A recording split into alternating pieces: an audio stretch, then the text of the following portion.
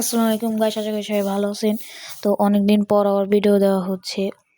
আমাদের বাসা থেকে 10-20 মিনিট লাগে আমাদের এই এক বড় ভাই ছোট করে কিছু কবুতর দিয়ে খামার দিয়েছে।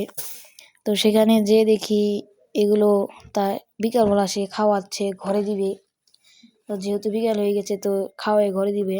ওখানে আমরা গেছি, দেখুন কবুতরগুলো কিন্তু হাতেও খায়, আমার হাতে খাচ্ছে। আর নিচ দিয়েও অনেকগুলো কবুতর আছে, এখানে 15-16 জোড়ার মতন হবে। তো এগুলো দেখে অনেক ভালো লাগলো। দেখুন এগুলো কিন্তু কোনো ভয় পাচ্ছে না, সুন্দর হাতেই খাচ্ছে।